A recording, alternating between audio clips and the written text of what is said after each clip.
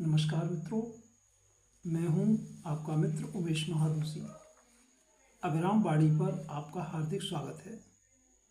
समकालीन लघु कथा की विकास यात्रा में योगदान के क्रम में प्रस्तुत है लघु कथाओं की श्रृंखला मुहावरों से सज्जित लघु कथाएं।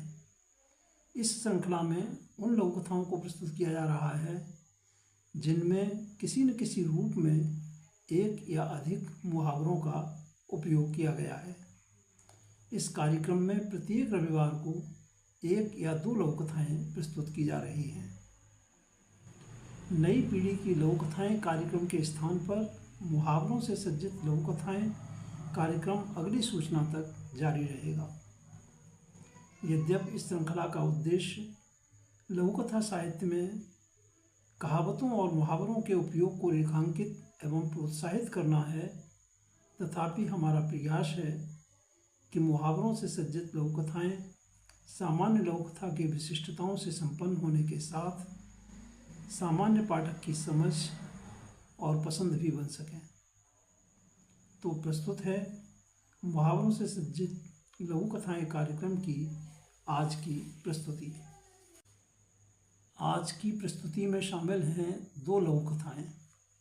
सुश्री अलका रेहानी जी की कदम एवं श्री गिरिजेश सक्सेना जी की लघु कथा कंकालों की अंत्येष्टि।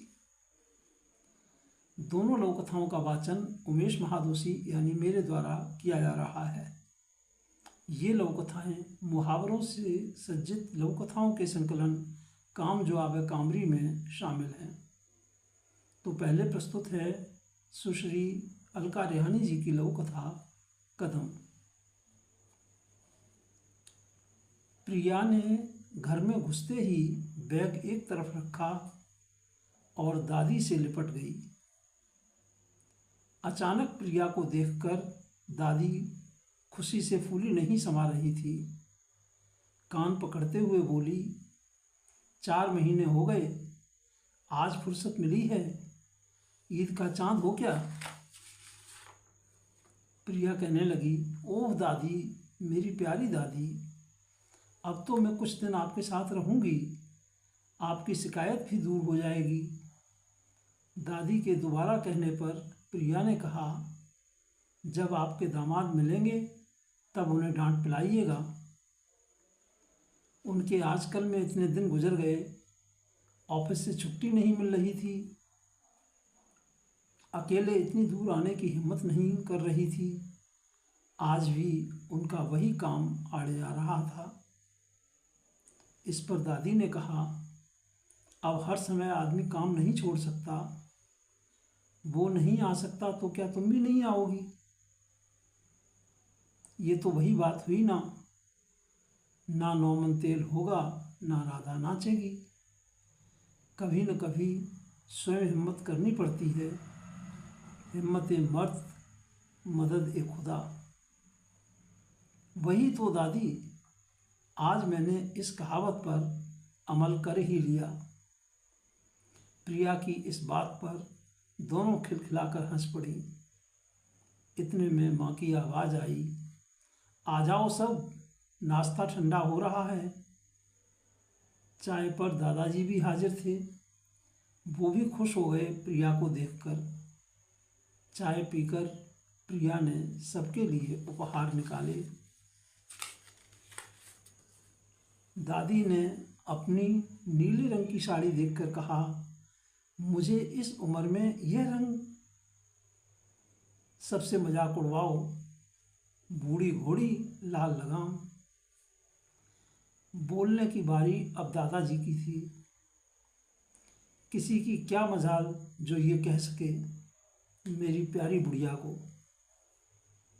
दादी तुनक कर बोली, बूढ़े हो गए तुम, मैं अभी जवान हूँ, क्योंकि मन जवान तो तन जवान। अब दादी और दादाजी की नोक झोंक शुरू हो गई थी। प्रिया और मम्मी कमरे में चली गईं। प्रिया ने माँ से कहा, मैं अब घोड़े बेचकर सोने लगी हूँ, उठकर आपके साथ बाकी का हाल बांटूंगी। माँ भी रात का भोजन बनाने रसोई घर में चल दी। यह थी सुश्री अलका रेहानी जी की लघु कथा कदम। और अब प्रस्तुत है श्री गिरिजेश सक्सेना जी की लघु कथा कंकालों की अंत्येष्टि।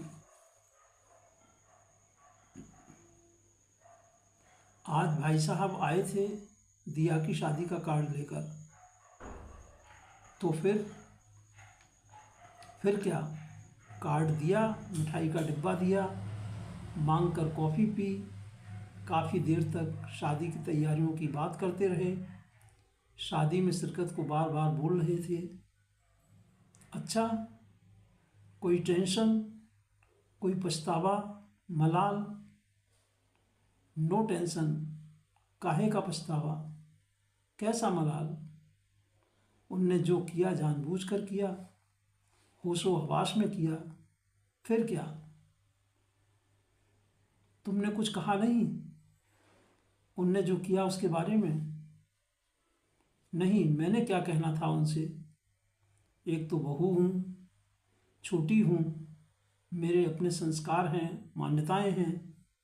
मुझे मेरा मुंह खोलना उचित नहीं लगा। आपको अच्छा लगेगा क्या? क्यों नहीं, शिष्टाचार सम्मान के दायरे में रहकर भी तो बात कही जा सकती है। तुम तो पर गुड़ी गुड़ी में विश्वास रखती हो ना। अच्छा हुआ मेरे पीछे से आए, वरना मैं तो आज स्लेट पट्टी साफ कर देता। आप भी बस बात के पीछे पड़ जाते हैं। छोड़िए भी, जो हो गया सो हो गया। गड़े मुर्दे खोदने से क्या फ़ायदा, कंकालों से बदबू ही आएगी। मैडम, गड़े मुर्दे उखाड़ने से क्या फ़ायदा? ये मन मुटाव के मुर्दे हैं, सारी जिंदगी बास मारते हैं। जब उखाड़ेंगे बास मारेंगे। मैं मानता हूँ जब मौका मिले सड़े कंकालों की अंत्येष्टि कर देनी चाहिए, मन साफ हो जाता है। श्री गिरिजेश सक्सेना जी की इस लघु कथा कंकालों की अंत्येष्टि के साथ हम लेते हैं आपसे विदा। आगामी रविवार को फिर मिलेंगे। मुहावरों से सज्जित लघु कथाएं कार्यक्रम की श्रृंखला को आगे बढ़ाने के लिए आप अपनी नियमित योजनाओं में सफल हों, जीवन में भरपूर ऊर्जा और उत्साह से आनंदित रहें। हार्दिक शुभकामनाएं। नमस्कार मित्रों।